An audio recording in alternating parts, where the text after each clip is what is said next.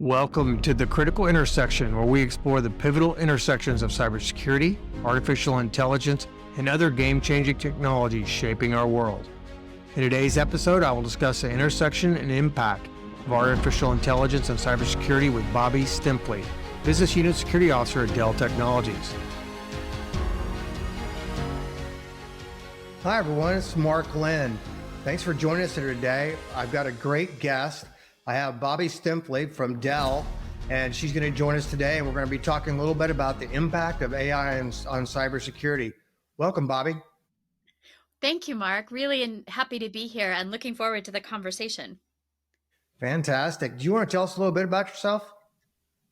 Yeah, happy to. I'm the business unit security officer at Dell, focused on the product organization. So I bring security into the activities of the product organizations across the company.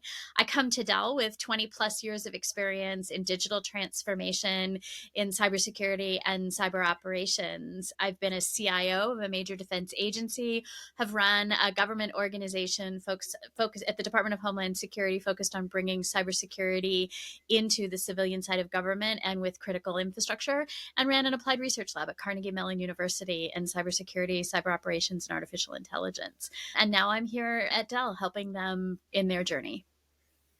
That's quite a background. Amazing. So a little bit about me. I'm a four-time CIO and CISO and a ranked thought leader for AI and cybersecurity. And I'm really looking forward to our conversation. Thank you for joining me again today. I am really looking forward to it too. This is the topic of the moment, and it's really great to have the opportunity. Everything's AI and cybersecurity. It is. And it's great to have an expert conversation that will really, I think, leave some value for the audience. Absolutely. Absolutely. Kicking off with that, what is the state of cybersecurity today? And as a follow on to that is, where are organizations struggling the most? Yeah, it's really a great question because securing an organization of whatever size has really been an exercise that organizations have needed to be focused on for quite some time. The volume and sophistication of cyber attacks continues to grow. The volume of data and digitization in business processes continues to grow, and the greater interconnection is happening. And so it's really no longer if you're going to experience an event, it's really when. And knowing that really changes the way you think about securing your organization. Dell has done a series of studies, their innovation index. And during those studies, our respondents have really reinforced this as well, right? 2/3 of respondents really are looking for that end-to-end security strategy, integrating hardware and software protections. The important thing for me is that we're all facing this immense complexity in our business processes, complexity in our operating, complexity in our technology, and that really is proven to be key to how organizations feel when they're looking at addressing cyber issues. The environment is complex, the threat landscape is evolving, and certainly this new opportunity both to take advantage of AI and the potential threats and concerns it raises is really top of mind for most CIOs and CISOs that I talk to today. Yeah, it's interesting. I was part of the innovation index, and you look through that. You were able to glean some really interesting things out of that, and the complexity thing definitely came out for sure. And I see that every day with customers when they're trying to deal with cybersecurity, and even now with AI. It is really an interesting world. We're talking about that and the impact of AI on cybersecurity. What do you think the differentiation is between traditional AI and generative AI? What do I think? That's the question. We're talking about generative AI today, and AI as though it hasn't been around for quite some time. I think I said in my intro, I come from, before Dell, from Carnegie Mellon University in Pittsburgh, which is the birthplace of cyber and where some of the earliest work in artificial intelligence was done in the 50s. The construct of increased automation and in the data analytics space, right? Understanding the data and taking advantage of it has been around for quite some time. Generative AI really is about taking all of that and producing something new, right? The true generation of content or constructs. And so it really provides an awful lot of opportunity here, right? We're not making prediction, we're generating new content. But it's almost as though people forget that we've been doing some of the more traditional things for quite some time. PowerStore, for example, has been using AI to identify pattern and anomalies in order to warn of something anomalous for a while. It didn't just appear last week.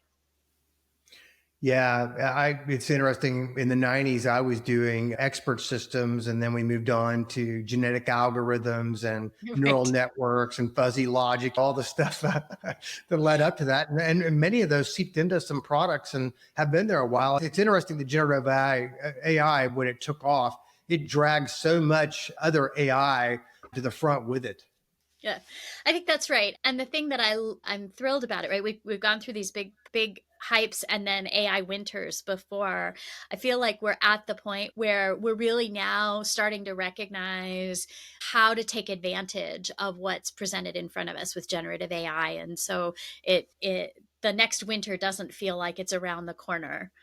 It feels like we're in a place where it'll be for quite some time. Yeah, I love that AI winner because it's really so true, right? Things seem to come to the front and then for some reason, they just don't click with the general audience. And then when it does, everything comes back. I love that. I'm gonna use that in my next presentation about AI winter. I love that phrase. Yeah, when the hype doesn't live up to it and you Right. go into the cold. Hmm. What are some of the security considerations for building the right AI strategies if we're talking about how AI is working and what's the difference between some of the older AI and through the winter and now the generative AI? Yeah, it's like when we start with the security in a new technology, oftentimes people think that what you need to do perhaps is substantively different than what you've done previously. And I always like to remind people of the fundamentals as you're thinking about implementing generative AI solutions in your environments.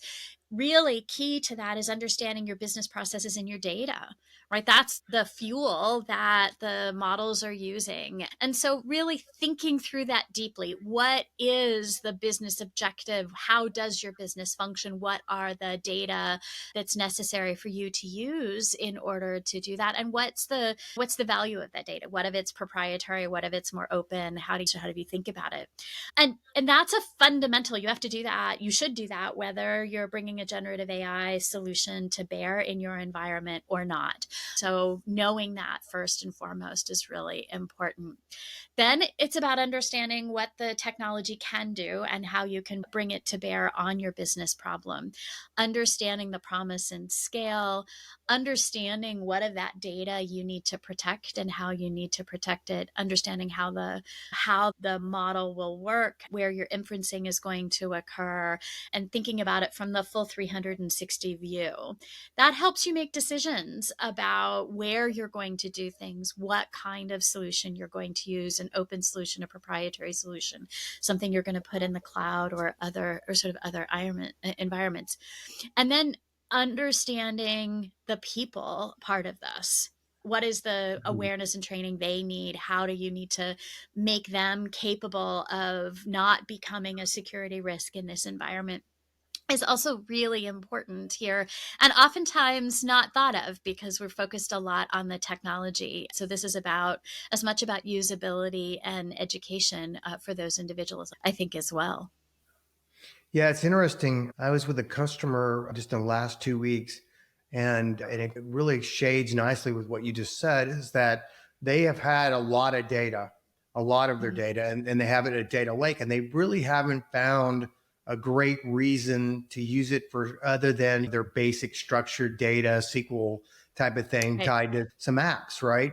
But with generative AI, they now have that reason, right? Because they want to find additional insights. They want to be able to use that data and really get some additional value out of that data, which they do treasure. They just couldn't find the right use cases to go just beyond some of the normal ones that you would think of. I think that's another piece of that AI, like you said, is go back to some of the basics, think about what AI is good at, where can it be positive, where can it bring real value to the organization? And data is so important to AI, especially to generative AI and training and all that. I think what you said is really key for a lot of people. And I think your comment about your customer's data lake is really interesting, because one of the things that oftentimes organizations do is they produce these large lakes of data, but they don't really truly understand which portions of that are truly proprietary, should be restricted, which Mhm. portions of that are Yeah. more open. It's a big pile of information, which is really important because they have it in a way that they can get access to it. But if you need as you need to actuate that information using a variety of sources, traditional or generative AI, knowing what kinds of limitations you need to put on that data, where it can be processed, how it can go, is really a necessary step. And data preparation is a huge part of your AI journey. Yeah. Yeah, I tell you, that's so true. And that kind of segues into what I was wanting to ask you next. What are some of the biggest security challenges around using AI and doing that? And obviously that's one of them. And I think it's one that probably gets overlooked a lot. Yeah, I think you're right. People underestimate the amount of time and investment that's needed in on the data side. What is the saying? Garbage in, garbage out. And that's not to say people's data is necessarily bad. It's just saying that you have to understand it. And because generative AI solutions rely on so much data to learn, and then the application of that data in their decision making, you really have to spend time in the curation and understanding process. And you have to understand what kinds of restrictions you need to put on it. So there is always the possibility of leakage, where something can get out that you hadn't intended to, violation of privacy concerns, or of some Mhm. other kind of data confidentiality concerns that are there. There's the opportunity for model drift, right? Poisoning of the data, and enabling the answers to be given in enabling the answers that are resultant of your questions or interaction with the AI solutions to be misleading or inappropriate, because the data, the input data that the adversary sends in might be poison. There's always misuse concerns, adversarial attacks, right? So there's a whole range of specific concerns. But I think if we up level it a little bit, it really is about understanding how the employment of these solutions are going to impact your attack surface. Mhm. Right. So you might not think about your attack surface. You might think of your attack surface in a very narrow concept today, and really understanding how this changes that attack surface for you. And the way to think about that is to start with threat modeling, right? This is, again, back to the fundamentals. How Right. do you think about where the threats might come from, and what kinds of actions you need to take in order to help prevent those threats from being realized? Yeah, and I agree with you. If you're not using threat modeling, threat intelligence, threat hunting, if you're not going using some of the basics to determine where you make your investments, in part of your overall security strategy, you might be spending money in places you shouldn't be, and maybe not getting the highest use out of those investments. To that point, so we talked a lot about some of the basic strategies and AI and how generative AI and how it uses the data and all that, but how does generative AI help organizations solve complex security challenges? Yeah. So, what I would say is we're really at this interesting inflection point as it relates to security and the kinds of security challenges that organizations are having.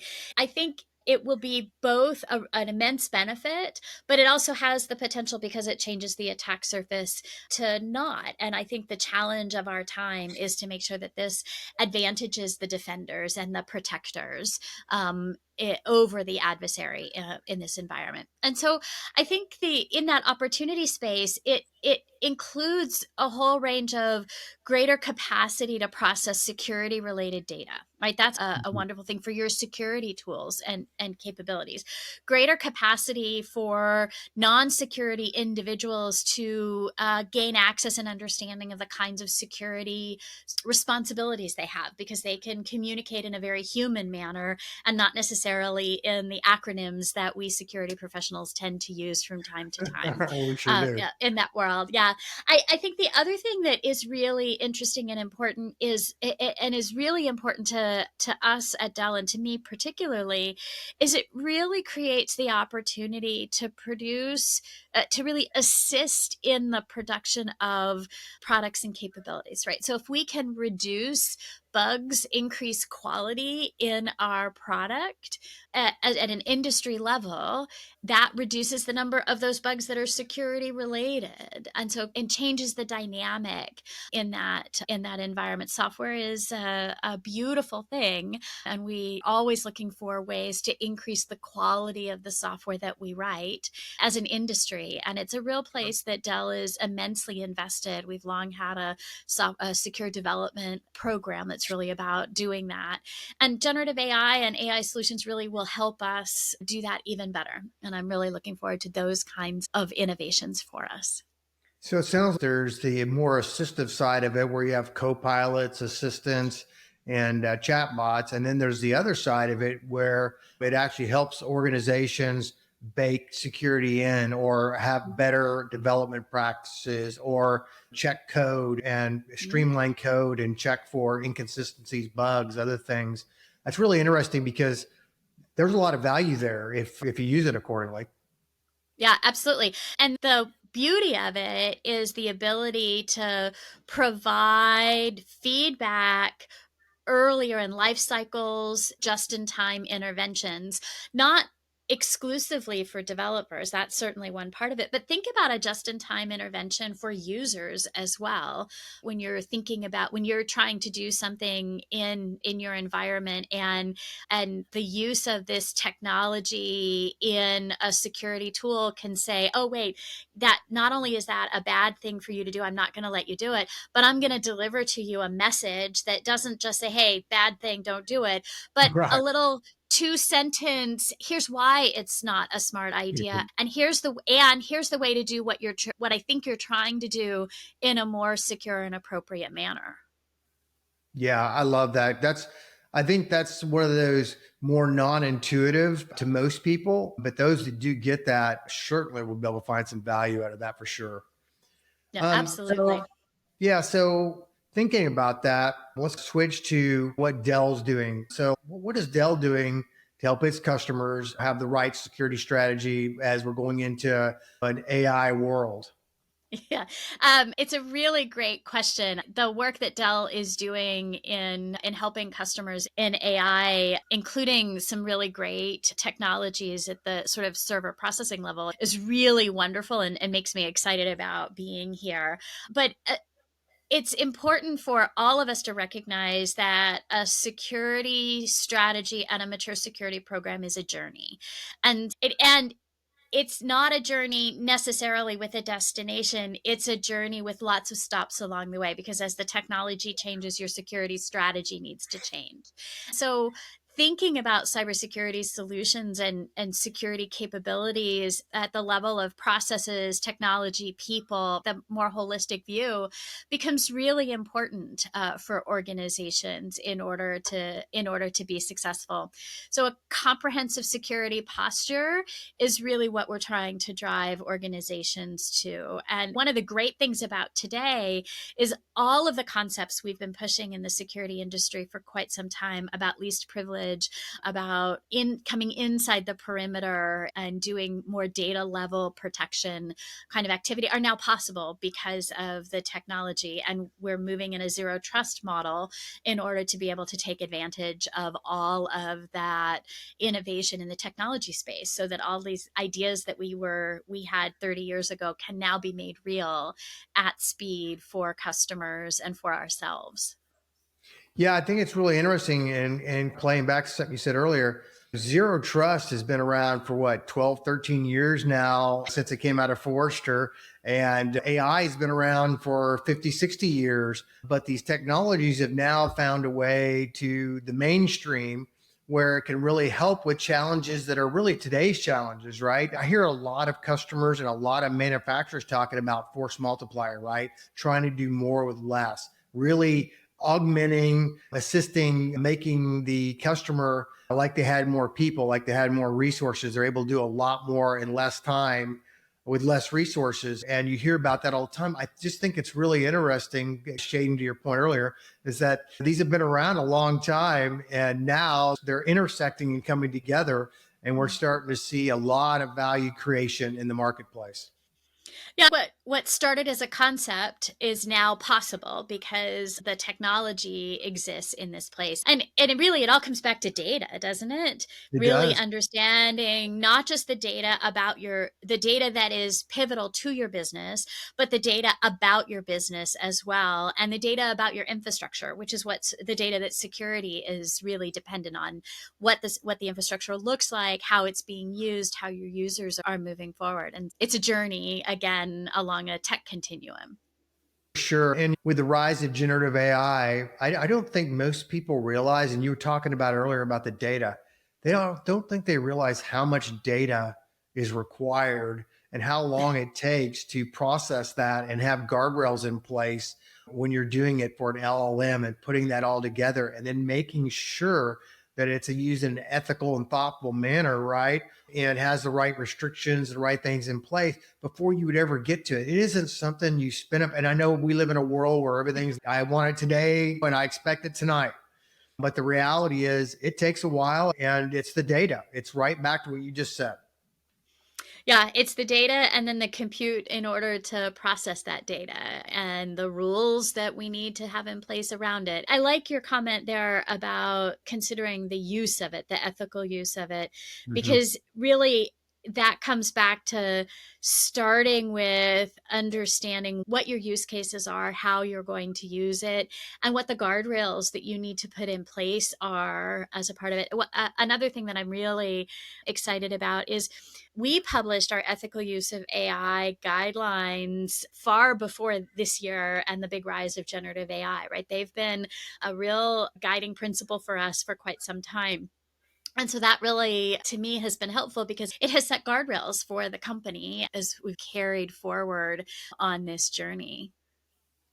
Yeah, do you think I really like it's interesting too. There's some terminology that's come out of this because you mentioned it at the very start. We love acronyms in this space for some reason. But I love the use of guardrail because I think the general public, when they're hearing about generative AI and all these apps are rolling out and they're doing that, it's a little bit different than the enterprise customer or the big state, local, and education customer that's trying to do it for their organization to provide critical services to their audience and to their constituents, et cetera. And when you think about that, using terminology that translates is not something we're known for. I love the idea of guardrails. Anybody hears the word guardrails and ethics, they know what that means. It doesn't take, there's not a lot of interpretation required. Yeah, I think certainly the maturation of our industry has included ensuring that we speak the business's language, which means we have to speak in a real more pure form about the things that are happening. And again, that becomes really important in securing anything. It just is becoming more important because of the advent of this technology. And so when I think about the Dell security journey for our products and ourselves, another one of our guiding principles is we want our products to be more intrinsically secure. So security is always on mind for us. It's a job one for our engineers, for our product managers, for our security department, but also for our IT professionals and for the every Dell team member. And that cultural alignment really helps us. It sets those guardrails again for Mhm. us as we're building products and capabilities.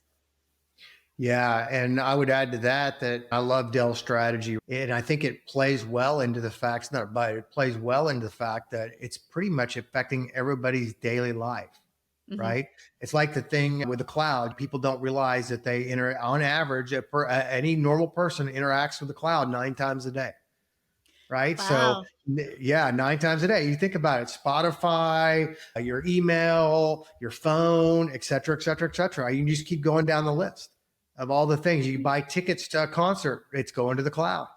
It's you go to work, you use the applications at work, the ERP system, whatever it may be, you're on the cloud.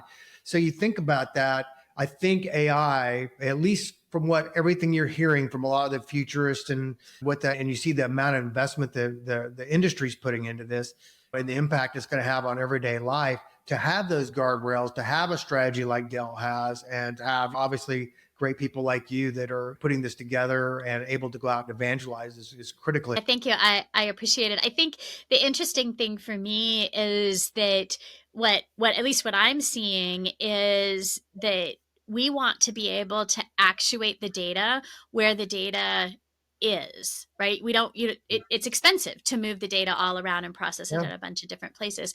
And so thinking about what we can do, the kind of inferencing that can be done on end station, so your endpoints, what kind of work can be done at the edge, how you understand the work that is done in your on-prem or in your private cloud, if you're an enterprise or in other places, I think becomes the mapping journey that organizations need to go on, particularly as they're taking advantage of the AI solutions.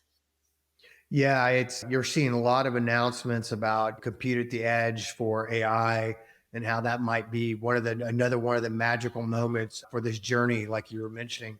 Yeah. Obviously, Dell's put a lot of thought into that and has a lot of business at the edge. That's interesting. We've talked about a lot today. I really enjoyed it. I just wanted to give you a chance. Maybe we didn't cover everything you wanted to cover. Is there something else, or would you just want to summarize some of the key points for our audience? Oh, we certainly covered a lot of landscape today, didn't we? There, I think a couple of things. One is it's really easy to get enamored by the technology and to forget that you really have to start with the fundamentals. And what I see in organizations and what I've seen over my career is that you end up putting new technology on top of old security debt. And understanding your environment is really an important part of your first step in these situations. Recognizing that it's not just a technology solution, it's a whole ecosystem solution. So it's the people. Do you have individuals trained and understand what's necessary for them to do? It's the business process. It's also the technology, right? It's not just one of them. I think is also important. And then back to thinking through what your attack surface is, doing a really thoughtful threat Mhm. model around it. These aren't necessarily hugely glamorous things, but they really do enable you to take advantage of the technology in the most effective way for an organization, and understanding what your data is and how you can harness it for this good, and how much of it you can or should share beyond your enterprise into open models and open places is an important business and security and privacy decision for organizations to make. That's interesting. You know what? I just picked up two things off you today that I'm going to reuse over and over. Hopefully, you allow me. I had the AI winner and the old security debt. I love those two phrases. I definitely need to use that to describe some things to customers, but I appreciate that. I think the thing that really leaped off the page for me is a couple of things. One is the fundamentals, because when people start talking, they get enamored with AI and cybersecurity, and there's all these new shiny, sparkly things out there. They forget about or maybe they don't forget, but it moves to the side some of the basics like strategy, like data preparation, like guardrails, things like that you should do. And also thinking about not just the pros, but also trying to account for the cons a little bit. There's always a con or two, and do that. I found that really interesting, that if went back to another technology 10 years ago, some of that stuff would actually probably talk about that as well. Even though we're moving forward with great things and lots of innovation, it still requires keeping your feet on the ground and doing the fundamentals. Absolutely. And what is this saying? Their fun is at the beginning of fundamentals. I'm not sure that's really true. I think that's all marketing there, Oh, but it's really important, and particularly when you think about the technology arc that we've been on. yeah. When we start 20 years ago here, and how we've moved from mobile and cloud, and now with our data actualization technologies and artificial intelligence, remembering the fundamentals, really Yeah. important. I think that's a great way to wind this down. I really appreciate you joining me today. I really enjoyed the conversation, and I definitely got some takeaways, and I hope the audience got some too. And thank you for joining me. Thanks so much, Mark. I had a great time.